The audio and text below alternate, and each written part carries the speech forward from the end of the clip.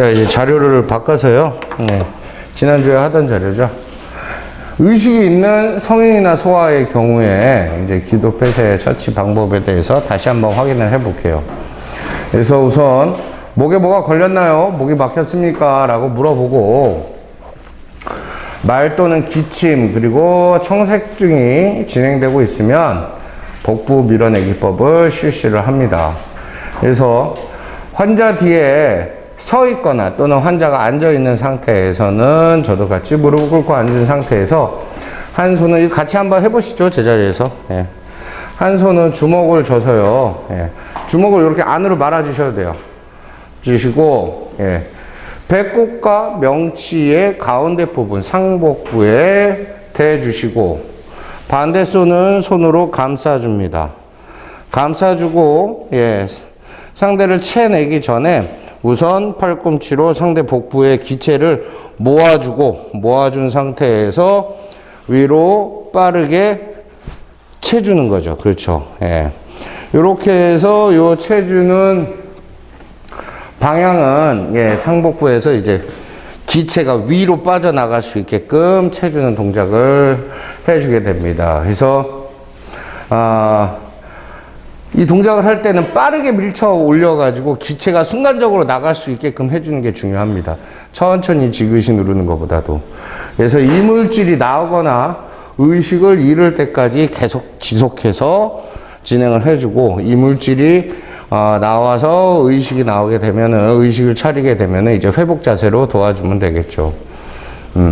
그런데 만약에 하던 도중에 환자가 의식을 잃었어요. 의식을 잃었을 때는 어떻게 합니까? 그렇죠. 예.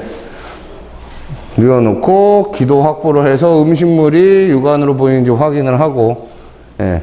라고 한다면은 인공호흡을 먼저 해보면 되겠죠. 인공호흡을 해서 가슴이 부풀어 오른다고 한다면 가슴 압박을 바로 실시해주면 되고, 가슴이 부풀어 오르지 않는다면 기도를 다시 한번 예, 확보를 해놓고 인공호흡을 해서 이물질이 나오는 거. 그렇지 않다라고 한다면은 이게 나오지도 않고 예, 한다라고 한다면 뭐부터 해야 됩니까? 그렇죠. 가슴 압박부터. 예.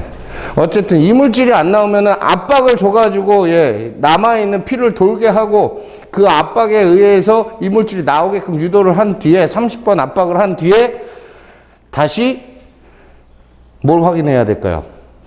이물질이 나왔는가 확인을 해봐야 되겠죠. 예, 기도 확보를 해서. 이 일련의 과정들이 이제 반복이 된다라는 거예요. 그래서 의식이 있고 의식이 없고의 이제 연계성이 이렇게 간다라고 생각하시면 돼요. 전체적으로. 그래서 성인이나 소아의 경우에는 예, 같은 처치를 하고 다만 영아의 경우는 어떻습니까? 영아의 경우에는 의식 확인을 할 때 발바닥을 쳐준다고 그랬죠. 예. 그래서 아이를 눕힌 상태에서 발바닥을 쳐주고 의식이 없게 되면은 바로 예, 인공호흡을 해서 부풀어 오르지 않으면 가슴 압박 똑같은 방법으로 예, 그 이물질 확인 또 안 됐을 경우에 또 가슴 압박 예.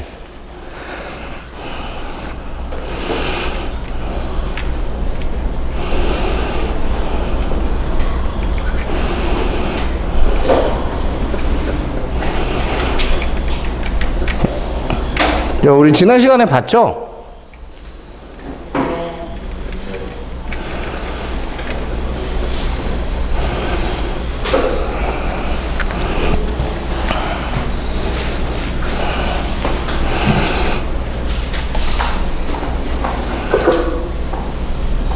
Person with an obstructed airway cannot talk or cough. First, ask if the person can breathe. Second, grab around the upper waist. Third, forcefully thrust upward repeatedly.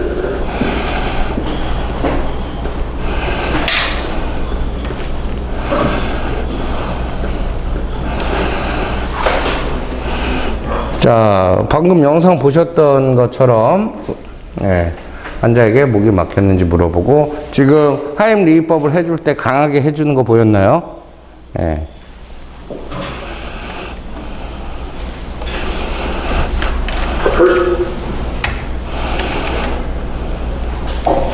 자, 그래서 압박점을 한번 보도록 할게요. 그래서 여기가 배꼽입니다. 배꼽과 명치의 가운데 부분이 압박점이 되겠죠. 그래서 주먹을 명치 그 상복부에 대주고 다른 손은 감싼 상태에서 채주게 되겠죠. 이물질이 나올 때까지.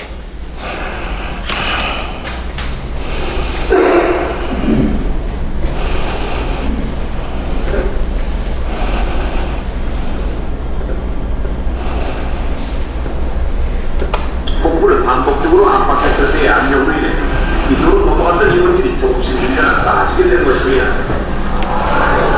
제작진은 이 방법을 직접 시도해봤습니다. 먼저 하이비법을 가르칠 때 사용하는 하이비 마니킹과 우리 주변에서 쉽게 볼 수 있는 의자를 준비했습니다. 먼저 마니킹의 기록물에 떡이 걸렸을 경우를 가정하여 고무망이를 끼워넣는데 압박 위치는 명치와 꼭 중간 부분. 앞서 본 것과 마찬가지로 의자의 등받이에 마니킹의 복부를 대고 압박해보는데 과연 이런 방법으로 구멍이가 빠질까요? 압박을 시작한 실험. 한두 번의 압박으로는 구멍이가 쉽게 빠지지 않는데 그런데 그때 6개 정도가 순간 마네킹에 인해서 구멍이가 떨어집니다. 의자 등받이에 복부를 압박했더니 기도를 막고 있던 구멍이가 튀어나오는 모습을 확인할 수 있었는데 자, 실제 정기의 경우라면 어떨까요? 이번에는 인절미를 하이비 마네킹의 기도 쪽으로 깊숙이 넣고 다시 의자의 마네킹의 복부를 밀착시킨 뒤 압박 시작. 여러 번의 반복 압박에도 빠지지 않는 떡. 그런데 그때 복부를 압박하자 내부의 압력으로 인해 떡이 치고된 것입니다. 여전 누구의 도움도 받을 수 없을 경우 의자 등받이에 복부를 압박하는 것도 이물질 제거의 방법이 될 수 있습니다. 자, 지금 요 의자에 놓고 압박을 하는 게 이제 아무도 없을 경우에 내가 하는 건데, 우리가 아까 봤던 영상과 자료들을 쭉 보면 영아의 경우에는 압박점이 달랐어요. 그렇죠? 임산부와. 임산부는 그렇다 치고 이해할 수 있죠. 예. 그러면 영아는 왜 상복부에 압박을 안 하고 이 흉골 유도선 바로 아래 직하부를 누를까요? 아이 영아들 같은 경우에는 상대적으로 아직 전부 다 모든 그 장기들이 다 성장이 된 게 아니기 때문에 간이 상대적으로 좀 큰 편이에요. 다른 장기들에 비해서. 그래서 지금처럼 이렇게 압박을 주면 장기에 손상이 올 수 있다는 거죠. 예. 그래서 영아 같은 경우에는 이렇게 상복부, 복부에 대지 않고, 예, 가슴 압박, 직하부 바로 아래다 대주고 압박을 해준다 라고 생각을 하시면 돼요. 복부를 First, ask if the child can breathe. 자, 이제 소아의 경우입니다. 소아. Place your fist in the upper waist. Third, forcefully thrust upward repeatedly.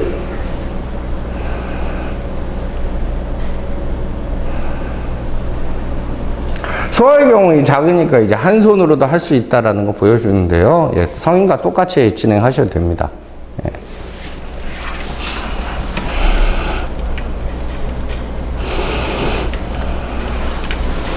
자, 그래서 다시 한번 보도록 할게요. 성인의 경우, 의식이 있는 경우에는 이제 의식 확인을 하고, 예, 동의를 얻어야 되겠죠. 예, 도와줘도 되겠냐 해서 도와준다라고 한다면, 의식이 있을 경우에 이제 복부 밀어내기법을, 예, 실시를 합니다. 그래서 이물질이, 나올 때까지 이제 계속 반복을 하는 거죠. 예, 그래서 이물질이 확인이 될 때까지, 예, 가슴 압박을 하고, 이물질이 나오지 않고 의식을 잃게 되면은, 그때는 앞선 상태에서, 예, 기도 확보를 하고, 인공호흡과 이물질 제거와 가슴 압박, 예, 이물질이 제거되지 않았을 때는 가슴 압박, 다시 기도 확보, 이물질 제거, 가슴 압박 또는 인공호흡. 자, 의식이 있는 영아, 예, 아까 봤던 영상에 대한 내용입니다. 그래서 등 두드러기와 가슴 압박 처치 방법이 5대5로 똑같이 실시를 한다. 예.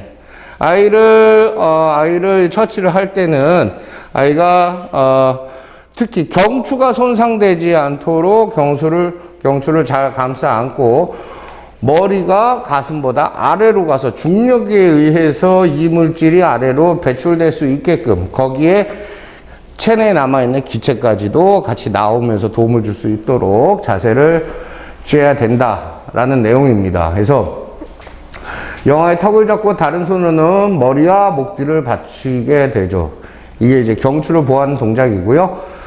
등이 위로 향하도록 뒤집어서 얼굴을 아래로 향하게 해야 되고 머리를 가슴보다 아래로 향하게 한 채 손 뒤꿈치로 등을 견갑골 사이를 5회를 쳐준다. 예. 그리고 나서는 다시 목을 잡고 돌려서 얼굴이 위를 향하도록 한 이후에 가슴 중앙 직하부를 두 손가락으로 3분의 1에서 2분의 1, 예, 그 정도, 4cm 정도 압박을 한다. 예, 압박도 5회. 그래서 1번부터 지금 우리가 했던 이 순서. 등 쳐주고, 가슴 압박하고, 그러고 나서는 이물질이 나왔는가 확인을 해야 됩니다. 이물질이 나왔다라고 한다면은 이제 제거를 해줘야 되겠고요. 계속 반복해서 하고 환자가 의식을 잃는다면 바로 심폐소생술을 실시해야 되고 구조자는 내가 서서 해줘도 되고 내가 힘들어 그러면 앉아서 해도 됩니다. 의자에 앉아서 해도 되고요. 예.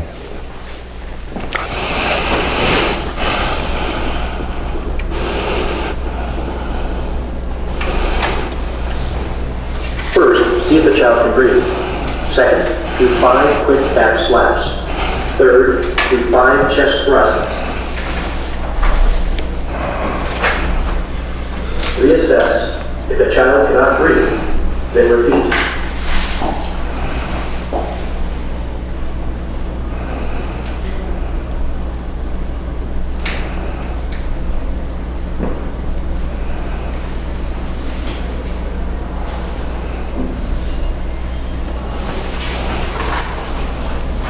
영상 보시면 이제 이해 다 되시죠? First, see if the child can breathe. Second,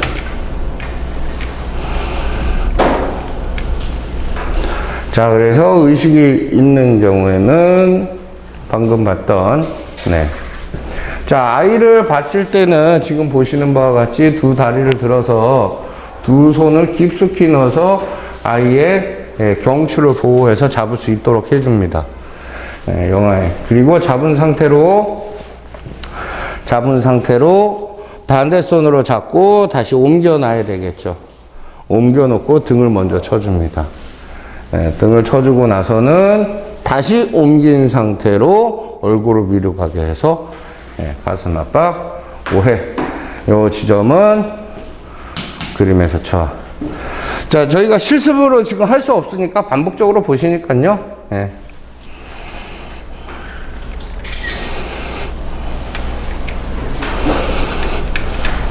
자, 어쨌든 영아의 경우에는 이제 아이가 기도 폐쇄가 되지 않도록 미리 예방하는 것이 더 중요하겠죠. 그 예방 방법을 한번 보도록 하겠습니다. 그래서 손이 닿는 곳에 단추나 동전, 구슬 등을 아이들 목에 걸릴 만한 것들을 두지 않아야 되고, 그리고 음식물을 먹을 때는 가급적이면 의자에 앉아서 기도가 열린 상태에서 먹을 수 있도록 음식물을 너무 빨리 먹지 않도록 해야 되고요. 그리고 견과류, 포도, 팝콘과 같이 삼키기 쉬운 음식물을 영아에게 주지 말아야 되고, 뭐 과일 같은 경우는 준다 하더라도 이렇게 잘게 잘라서 줘야 되겠죠. 그리고 분해되기 쉬운 장난감을 주지 말 것. 예를 들면 이런 거죠. 아기들 로봇 장난감이나 이런 거 입에다 댔다가 목이 갑자기 똑 분해가 돼 버리면서 이게 기도에 막히는 경우들이 있거든요. 영아가 쉽게 씻도록 음식물을 조그맣게 잘라서 준다. 예, 저도 집에 아기가 있거든요. 아기가 있는데 얘 이놈 한번 밥을 먹이려면 한 40분 먹는 것 같아요. 막 이것도 딴짓도 하다가. 그래서 먹이다 보면은 저도 모르게 한 숟갈을 많이 퍼서 먹이게 돼요. 예. 근데 이제 그러다 문제가 생기는 거죠. 그래서 영아들 같은 경우에는 이제 한시도 눈을 뗄 수 없는 게, 예, 또 피로도를 주긴 하지만 어쨌든 이런 부분을 지켜야, 예, 기도 폐쇄를 예방할 수 있다라고 보시면 됩니다. 자, 특별한 상황의 기도 폐쇄는 저희가 이미 봤습니다. 그렇죠? 그래서 임산부의 경우, 예, 가슴 밀어내기법을 사용을 하고, 또 비만이자도 마찬가지고, 아무도 없는 혼자 있는 경우에는 도구를 이용해서, 예, 어쨌든 원리를 알고 있다라고 한다면 어떻게든 응용이 가능한 부분이니까요. 그래서 우리는 응용을 할 수 있도록 원리를 잘 이해하고 있어야 됩니다. 자, 지금 보면 가슴 압박, 심폐소생술을 하는 방법이 나와 있고, 이물질 제거하는 방법이 나와 있죠. 그러나 이 이물질 제거도 무작정 넣어서 하면 아까도 말씀드렸다시피 이물질을 외려 더 목 안으로 깊숙이 밀어넣는 결과가 생길 수 있기 때문에, 예, 반드시 육안으로 확실히 보여서 건질 수 있는 경우 아니면 자제해야 됩니다.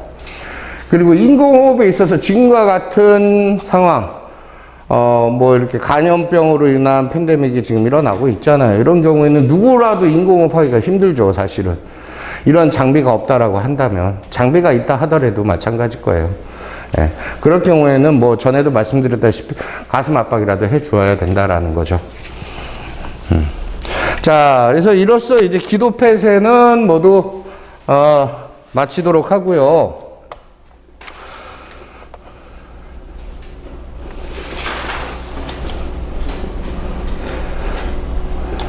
상처에 대해서 좀 보도록 하겠습니다.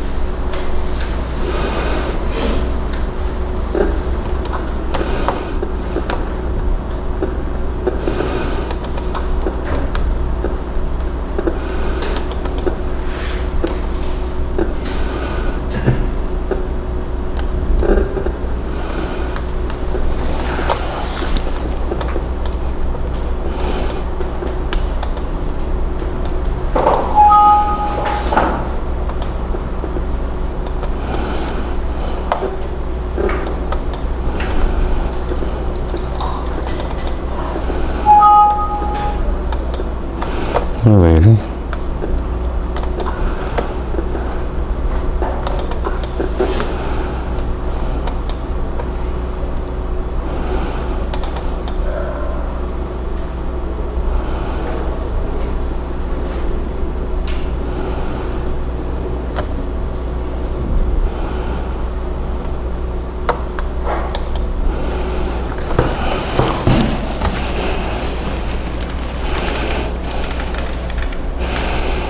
자, 상처라고 하는 것은 이제 피부의 점막이라든가 이런 곳에 손상이 생겨서 출혈 또는 이제 감염이 일어나는 경우가 이제 상처라고 보시면 돼요.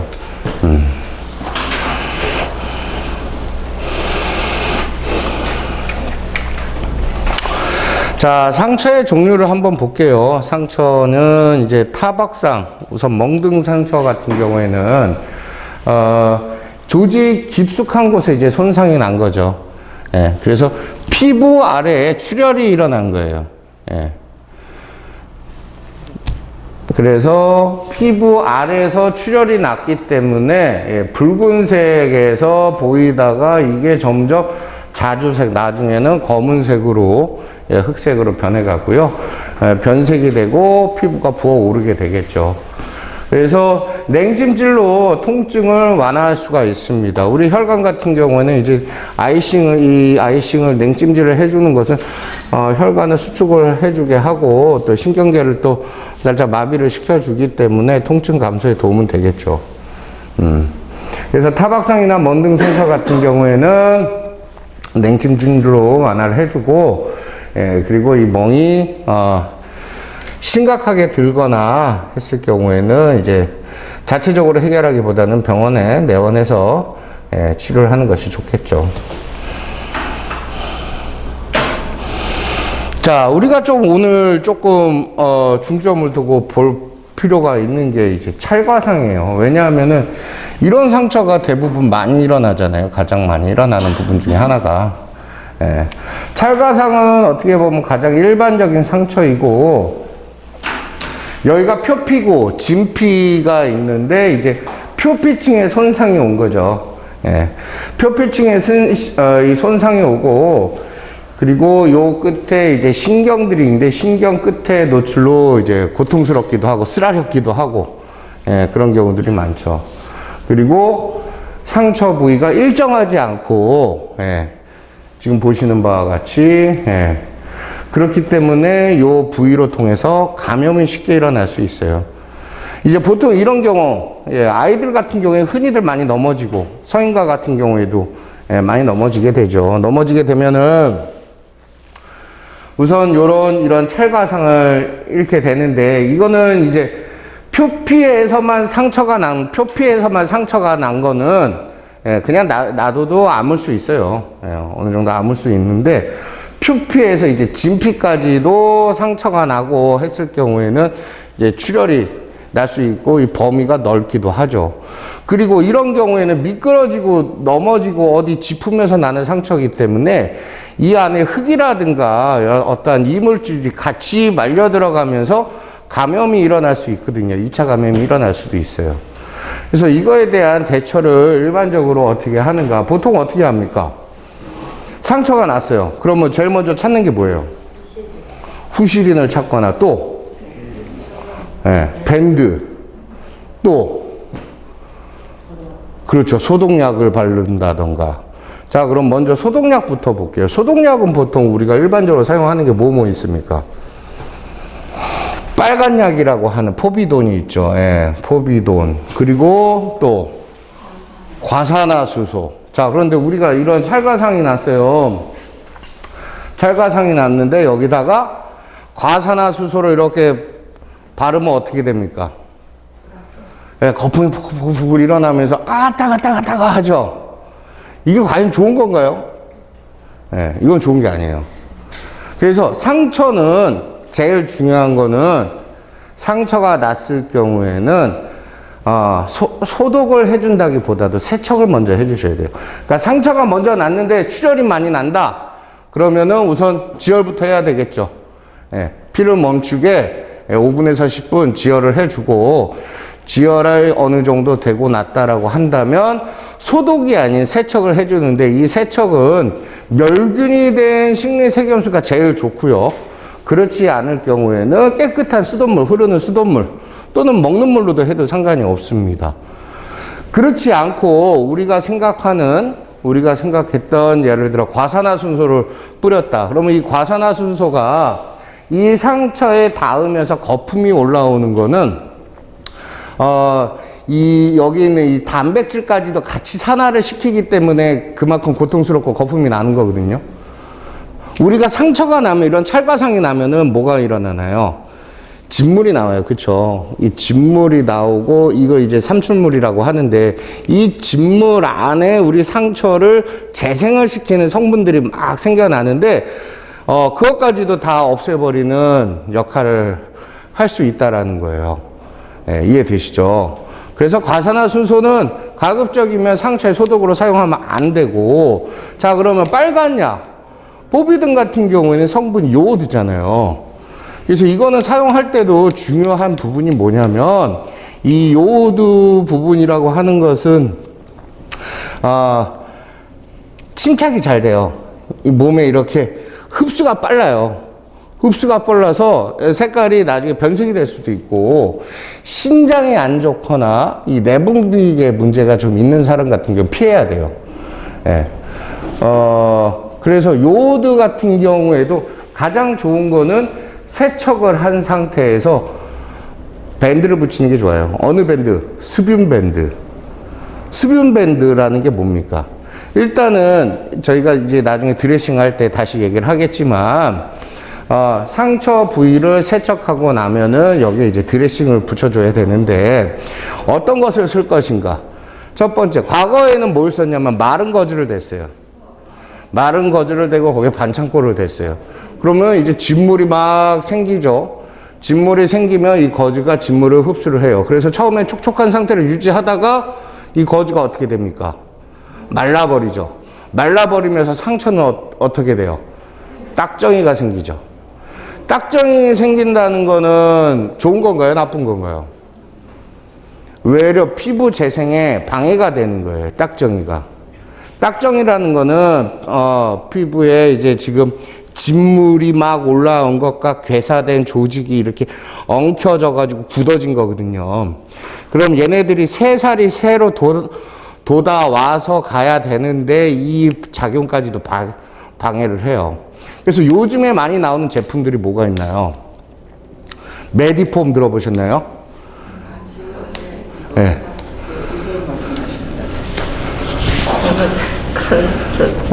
예, 그렇죠. 예. 염증 빨아들이고. 네네네. 지금, 예, 메디폼이에요, 요게요. 예. 지금 바르신 거, 지금 잘하신 거예요. 처치를 잘하신 거예요.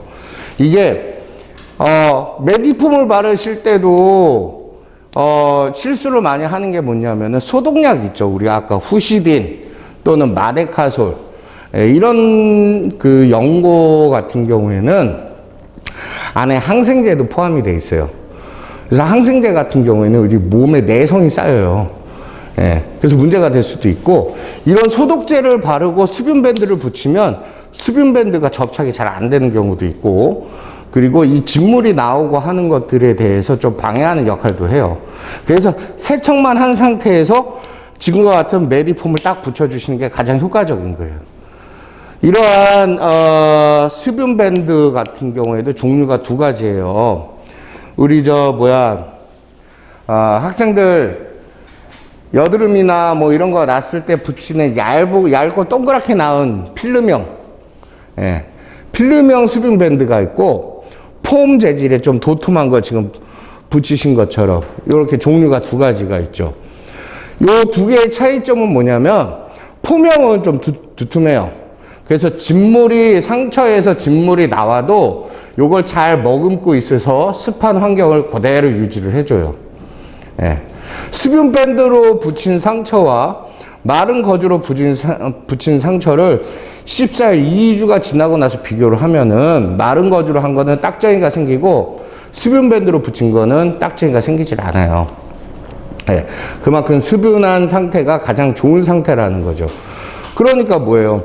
소독약은 가급적이면 사용 안 하셔도 돼요. 예.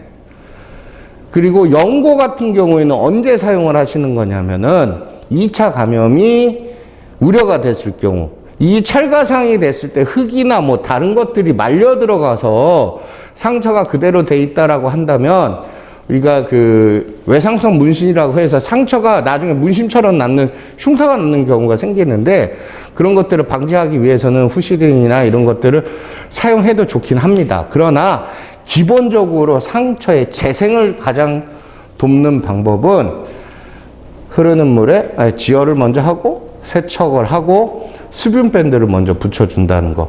수분밴드는 종류가 필름형과 폼형이 있다. 하이드폴로이드형하고 이 폼 재질이 있는데 요 두 개의 차이점은 폼 재질은 상처가 조금 깊게 나거나 했을 때 이 진물이 많이 나올 경우에는 폼 재질에 두꺼운 것을 대고 그렇지 않고 진물이 삼출물이 많이 나지 않고 할 경우에 필름을 붙여도 되는데 보통은 폼형을 먼저 붙여놨다가 어느 정도 진물이 적게 되면은 그 다음에는 필름형으로 교체를 해서 하는 순서로 붙이셔야 나중에 흉터가 없이 상처가 마무리될 수 있다 이렇게 생각하시면 돼요. 이해되시죠? 그러니까 우리가 일반적으로 다쳤을 때의 일반적인 상식 중에 좀 잘못된 부분이 무조건 소독을 해야 된다는 게 아니라 소독보다는 세척, 그리고 세척 이후에는 상처에 수분 밴드를 붙여주는 게 가장 지금 현재로서는 가장 효과적인 방법이다 라고 생각을 하시면 됩니다. 이해되시죠?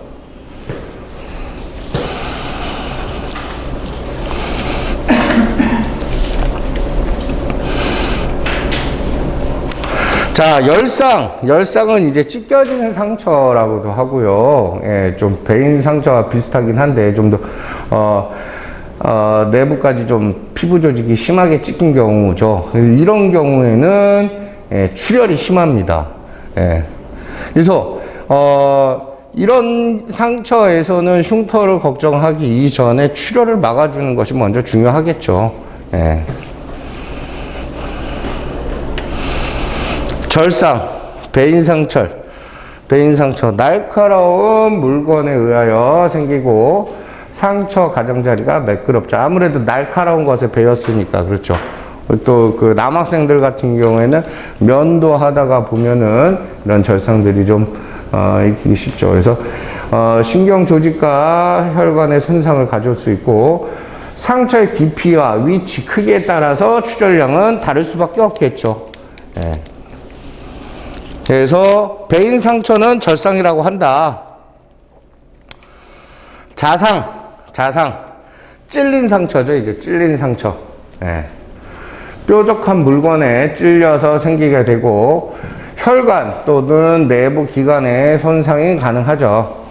그리고 뾰족한 물건에 찔렸기 때문에 출혈은 상대적으로 적은 편이다. 그러나 짧은 구멍으로 깊게 패였기 때문에 또 소독이 용이하지 않다라는 점은 있고 또 깊은 상처이기 때문에 감염의 위험이 크다. 그래서 기본적으로 상처라고 나는 것들은요, 물론 응급처치를 시중에 약국에서 파는 제품으로도 뭐 붙일 수도 있지만 기본적으로는 병원에 내원을 해서 처치를 해야 돼요. 자, 걸출상 같은 경우에는 찢겨져서 헐거워진 상태. 요 지금 보시면 걸출상이죠.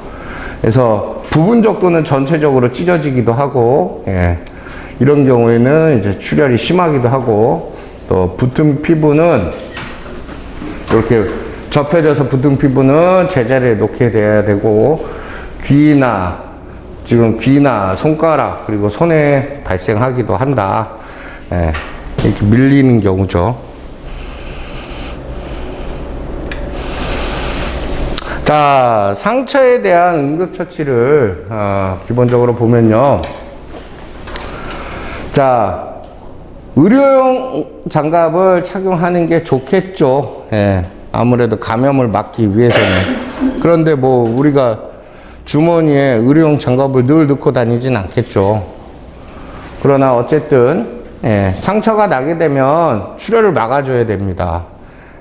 그래서 출혈을 막아주기 위해서는 출혈 부위를 직접 압박을 합니다. 그래서 직접 압박을 할 때는 멸균 거즈나 깨끗한 천으로 상처 부위를 직접 압박을 합니다.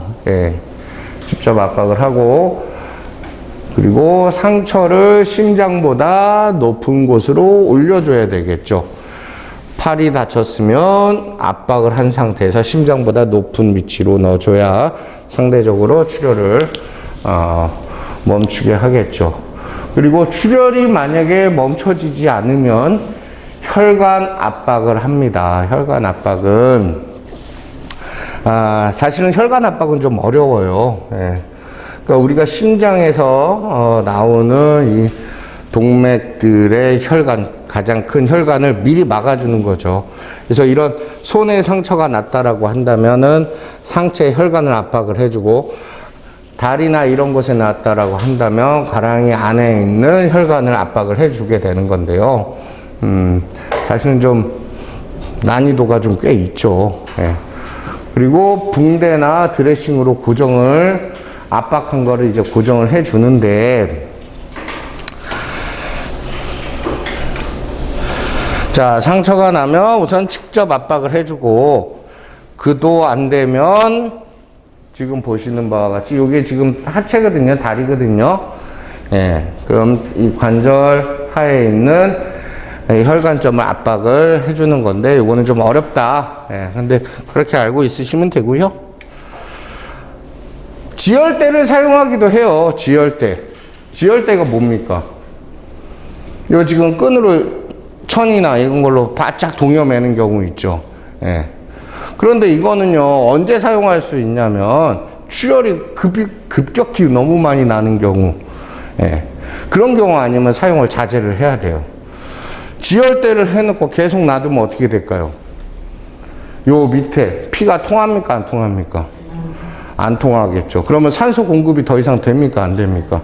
안 되겠죠. 그러면은 이 아랫부분은 나중에 괴사가 될 수도 있기 때문에, 예, 지혈대는 특별한 경우, 진짜 출혈이 너무 나서 생명 위험이 있지 않는 한은 가급적 사용하지 않는다 라고 보시면 됩니다.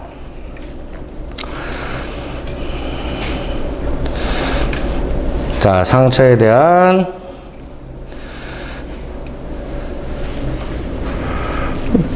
그 혈관점을 찾아서 압박한다는 게 쉬운 건 아니에요. 그러나 이런 방법이 있다. 예.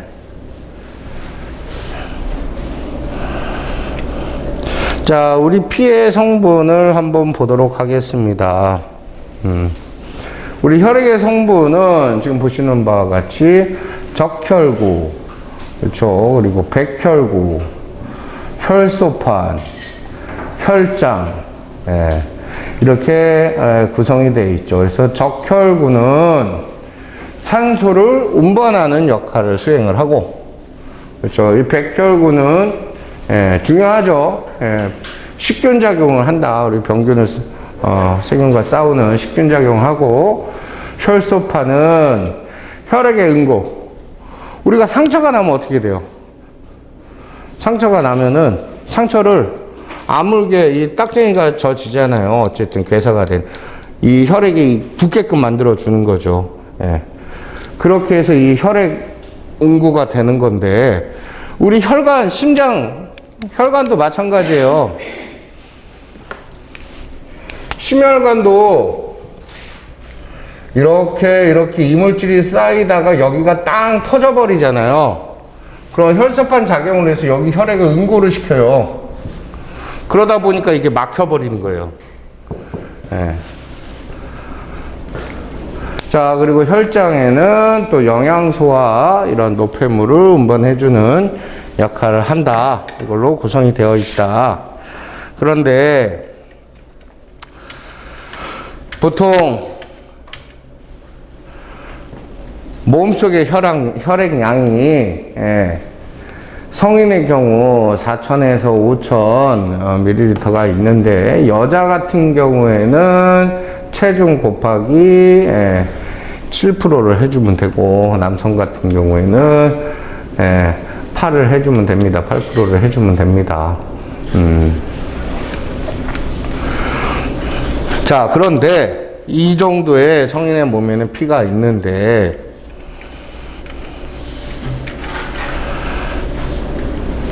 20%의 혈손이 생기게 되면 생명이 위험해질 수 있고, 여기에서 30% 이상 손상이 되게 됐을 경우에는 사망에 이를 수 있다. 예. 그러니까 보통 내가 60kg라고 한다라고, 본인의 체중이 60kg라고 한다면, 남성애 같은 경우에는 한 4,800ml의 혈액이 있는데, 이 중에 내가 20%를 잃으면은 지금 출혈이 20% 정도 나왔으면 나는 생명의 위험이 생기고 30% 나왔으면 난 죽을 수 있다라는 걸 우리가 생각할 수 있겠죠. 그래서 자기 체중에 한번 대비를 해볼 수 있다라는 거죠. 예. 우리 대표랑 나는 혈액이 남들보다 좀 더 많겠지. 그치? 우리는 시간을 좀 더 버는 거야.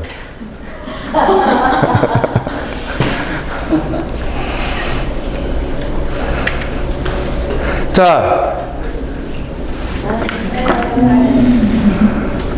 보세요. You see how the blood is going out through the femoral artery.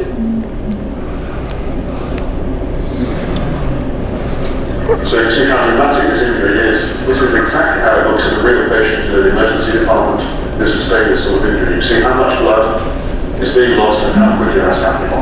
10 seconds have passed now. If this was happening, the body starts to lose this volume of blood, it starts to become pale as the body shuts down and tries to get all the blood to the vital organs, the brain, the heart, the lungs and the kidneys. It becomes faint, it starts to become confused, and eventually as the blood continues to lose at this volume and at this speed, it will collapse as a result of that blood loss. 상처의 부위가 어디냐에 따라서 이렇게 출혈량이 다를 수 있다는 거죠. 우리가 동맥과 정맥이 있고, 그렇죠. Then could you have a look down, go over the knees and watch to overlook the scene? 1 meter at this time. And you can see that this accident occurred a distance away from any medical help, and Dennis Lee didn't believe and saved his life. John, I think that Dennis needs now a chair because there's only a lot of blood, he will be not able to stand anymore upright. You're absolutely right, Gunther. By the time he's got to this point, Dennis would be profoundly ill. He would be probably unconscious. 2 liters. By the time Dennis has lost this amount of blood, he's passed the how vigorously we as doctors in the emergency department treat this bleeding in his vital organs, his brain, his heart, his lungs, a short period of time. So we have now exactly 3 liters down. And now let's look at the result of this dramatic lifelike presentation. The measurement cylinder, the blood in here amounts to 3,000 milliliter, 3 liter. John, in what amount of time? Gunther, that amount of blood was lost in 3 minutes and 15 seconds. 3분 30초에 이 3,000ml만큼 출혈이 됐다라는 거예요. 예. 그러니까, 우리가 혈관 압박점을 했던 지금 그 부분에, 예, 혈관을 갈라서 지금, 피를 얻은 건데, 그만큼 우리 출혈도 어디에 어떤 상처가 있느냐에 따라서 이 출혈량이 달라지는 것처럼, 출혈이 있었을 때 그만큼, 예, 압박을 해서 지혈을 해주는 게 중요합니다. 예.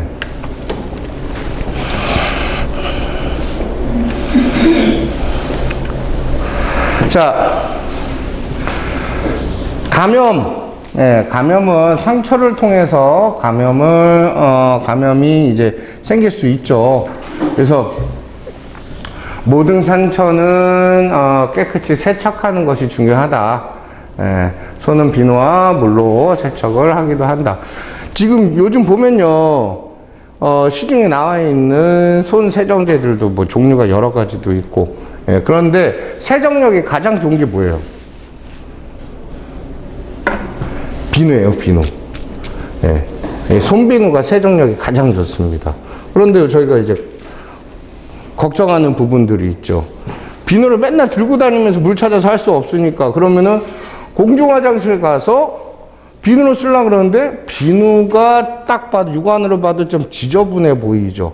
그러면 내가 이걸 가지고 닦았을 때 내 손이 더 들어지지 않나라는 생각을 할 수 있는데 그 비누 자체의 오염은 제가 거품을 내서 씻으면서 제 몸에 남지 않고 다 씻겨져 내려갑니다. 예. 그렇기 때문에 비누로 세척을 하는 것이 가장 좋아요. 예. 자, 그리고 상처 부위에 직접 닿지 않도록 주의를 하고, 그러기 위해서는 가능하면 일회용 장갑을 착용을 하고, 상처 부위를 세척하고 드레싱을 되어준다. 그리고 사용한 물품은 분리해서 폐기를 한다. 자, 우리가 일반적으로 생각하는 게 상처가 딱 났다라고 생각하면은 뭐부터 하려고 하냐면은 소독이나, 그쵸? 예. 소독부터 하려고 하던가 아니면은 연고부터 바르려고 하는데, 아까 제가 말씀드렸어요. 소독 같은 경우를 소독을 하다가 외려 진물이라든가 우리 피부의 재생을 도와주는 이 역할들을 방해하는 작용들을 하기 때문에 소독보다는 뭐가 먼저 해야 된다고요? 가능하면 세척. 예. 그러면 소독은 언제 하느냐? 소독은 언제 하느냐? 소독도 해야 되는 부분이 있긴 하죠. 예. 그거는 상처에 다른 이물질이 섞여 들어가거나 해서 감염이 완전히 이루어졌다라고 생각했을 때는 소독을 해야 되겠지만, 예. 이 감염의 확산이 이제 막기 위해서 소독을 해야 되겠지만, 그렇지 않을 경우에는 세척만으로 하고, 그리고 수분 밴드를 붙이든가, 예. 세척하고 나서, 세척했을 당시에는 이미 지혈이 끝난 상태겠죠. 예. 피가 나오는 거는 출혈을 우선 막은 이후에 세척을 해야 되겠죠. 예. 그리고 나서는 가급적이면 이제 그 상태 그대로 병원에 가는 게 가장 좋아요. 예. 그래서 병원에서 최초에 났던 상처가 어떤 상처였는지 이미 알 수가 있는데, 연고를 바르거나 다른 걸 해버리고 가면은, 예, 그 단서까지도 없어질 수도 있고, 외려 상처에 도움이 무조건 되는 건 아니다. 예, 라고 보시면 되고, 연고도 보면은 대표적으로 연고 쓰는 게 뭐가 있나요? 후시딘하고 마데카솔, 요 두 개잖아요. 얘네 둘이요, 후시딘하고 마데카솔하고 한 37년간 지금 서로 경쟁하고 있대요. 예, 경쟁하고 있는데, 지금 현재까지 지금 후시딘이 좀 이기고 있다라고 하더라고요. 예, 그런데 이 후시딘은 사실은, 외국 회사에서 따가지고 와서 이제 우리나라에서 기술 제휴를 해서 사용을 하고 있는 건데, 후시딘은 원래 그 안에 이제 푸시딘이라는 성분이 있대요. 근데 그거는 이제 항생제가 포함이 돼 있는데, 우리나라에서는 지금 상처가 났다라고 한다면 일단 후시딘부터 짜고 바르고 하니까, 예, 이 항생제에 대한 내성에 대한 우려에 대한 목소리들이 많이 있어요. 예. 그래서 물론 발라야 하는 상황도 있지만, 그리고 이 후시딘 같은 경우에는, 푸시딘 같은 경우에는 이제 상처에 흡수가 잘 돼요. 흡수가 잘 돼서, 상처를 조금 놓쳐가지고 딱쟁이가 앉아도 그 딱쟁이 위에 발라도, 예, 흡수가 되는 정도로. 예, 그러니까 상처가 난 직후에 바로 필요 없어요. 예, 가급적이면 이것도 사용을 좀 지양하는 게 좋고, 예.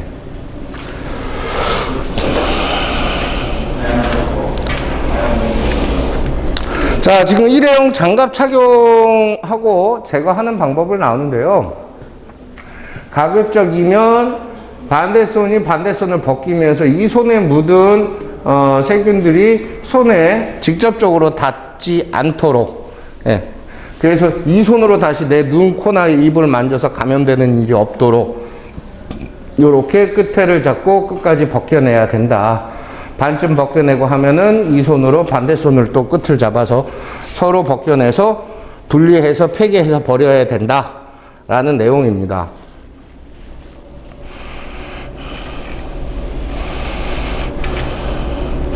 자, 기타 특별한 상황. 자, 절단. 지금 왜 사진 보면 손가락이 절단이 됐죠?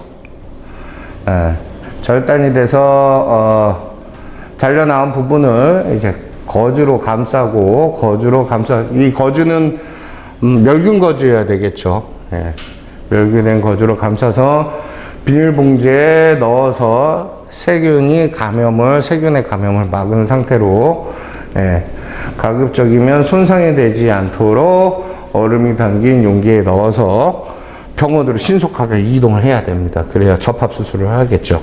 예.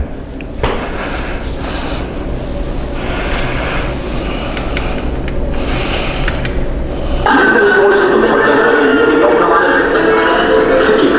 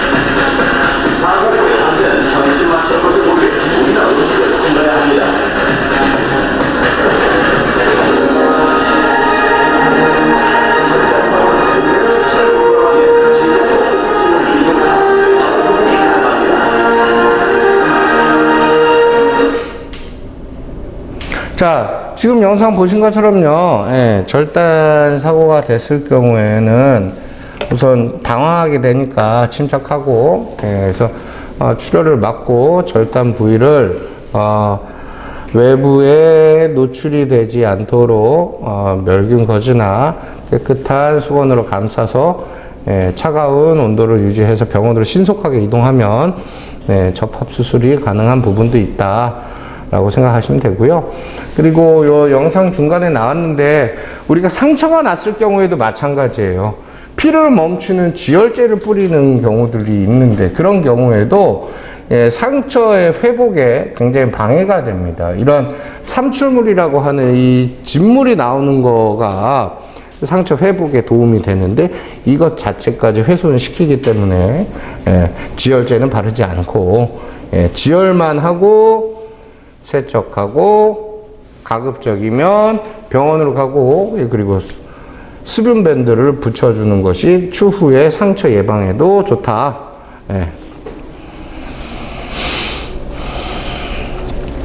자, 코피,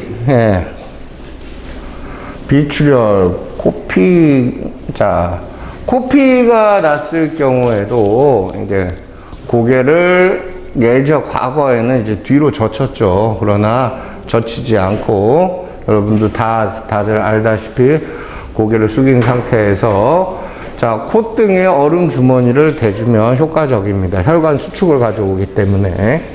그리고 윗입술 위를 압박을 하고 그리고 휴지로 코를 일부러 바짝 막아두거나 그런 행위는 하지 않도록 합니다. 그래서 이것도 마찬가지예요. 출혈이 멈춰지지 않으면 병원을 이동해야 돼요.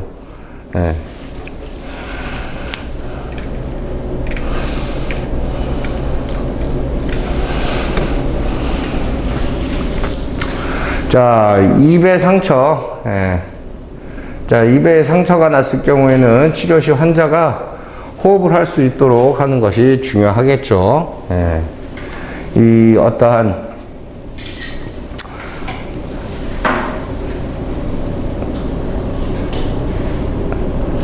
입안에 상처가 나는 경우 같은 경우에는 출혈이 자동적으로 나올 수밖에 없는데 이거를 고개를 젖히거나 이렇게 되면 자꾸 혈액이 목 뒤로 넘어갈 수도 있고, 자, 피가 흐를 수 있도록 회복 자세로 교정을 해줄 수도 있고요. 그리고 관통 부상은 입술과 잇몸 사이에 드레싱을 둥글게 놓기도 합니다. 그래서 냉찜질로 고통과 붓는 것을 경감해 줄 수도 있습니다.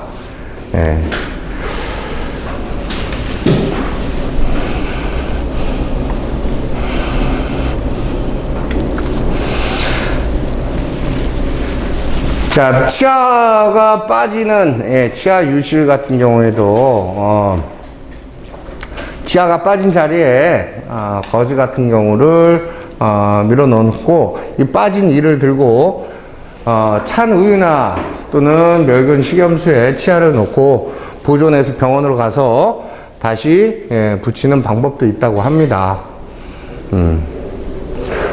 그런데 이것도 온도가 중요하겠죠. 우유도 그냥 좀 차가운 우유로 사용을 해야 되고요. 치아를 치아를 둘러싸고 있는 치주인대라는 세포가 손상되지 않도록 하는 것이 중요합니다. 그러므로 치아가 빠졌을 경우 수건으로 닦거나 물로 씻지 말고 세포가 살아있도록 차가운 우유 또는 식염수에 하시면 세포가 살아 자신의 치아를 다시 쓸 수 있습니다.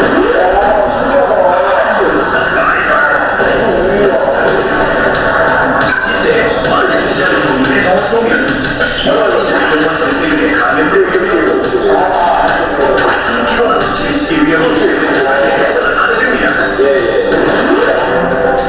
질식하는 차가운 우유나 생리식염수에 담그는 이유는 치아의 습관을 유지하기 위함입니다. 그렇다면 왜 오란되고 생리식염수나 우유여야만 할까요? 그 이유는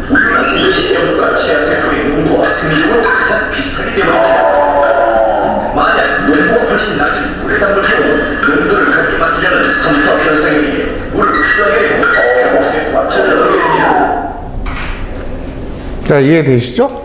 예. 농도가 다르기 때문에 삼투압으로 인해서. 자, 오늘 강의는 여기까지 하고요. 예. 저 강의가 끝나고 나면은 그 온라인에 대해서 우리 저 유진이가 좀 알려드리고, 예. 자, 수고하셨습니다. 다음 주에 뵙겠습니다. 아, 그리고 우리 저 중간고사는 예, 당분간 보지 않도록 하겠습니다. 예, 어차피 대면, 원래는 이제 다음 주부터인데, 예, 또 비대면으로 하는 학생들도 있기 때문에, 그래서 추후에 기말고사 이전에, 중간고사를 따로 보든가 아니면 기말고사 때 통합해서 같이 보든가, 예, 그리고 기본적으로 문제는 쉽게 낼 거니까요. 예, 걱정하지 마시고요. 수고하셨습니다.